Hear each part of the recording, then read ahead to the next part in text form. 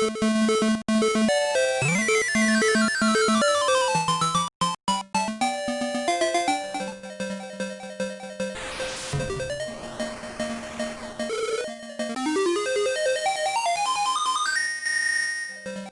did you know that H.E.R.O was available on a Sega console? I didn't until very recently. Who would have thought an Atari staple like Activision's H.E.R.O would make it over to the humble SG-1000? I love H.E.R.O. It's probably the game I play the most on my 2600, but now that I know that there's a version on a Sega console, well, you won't be able to make me shut up about it. So this version of John Van Riesen's underground action title was reprogrammed entirely in-house by Sega in 1985.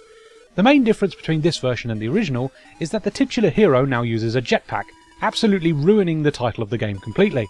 You see, H.E.R.O stands for Helicopter Emergency Rescue Operation, and our protagonist originally used helicopter blades and not a jetpack in the original version of the game. This means the SG-1000 version should clearly be called H.E.R.O, but never mind. The action of H.E.R.O takes place in a multitude of caverns. You must make your way to the bottom of the cavern, avoiding obstacles, shooting enemies, and using a limited amount of dynamite to blow through thin walls.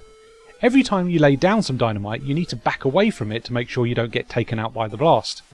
Obviously, you also have use of a jetpack to allow you to hover, which is crucial to help save you from pits and enemies, as well as fly over gaps. The SG-1000 is also a great home for this title, as it employs flick-screen scrolling.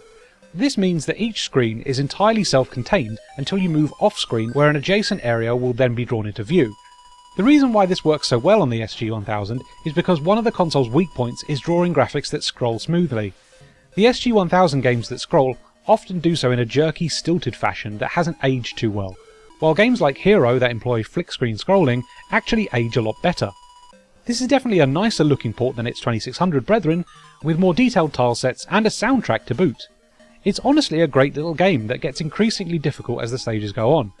The game introduces more hazards like magma and flooded caves as it progresses, and hazards start to appear closer to the edges of each screen, making it more difficult to react to them quickly. It's a fast, frenetic little action title that urges you to try and try again. You'll edge further and further into the game every time you do, and it's a hugely satisfying feedback loop that still makes me return to it. This is a great port that is sadly lost on the SG-1000 and its very small user base. However, if you have an SG-1000, this should be an essential addition to your collection.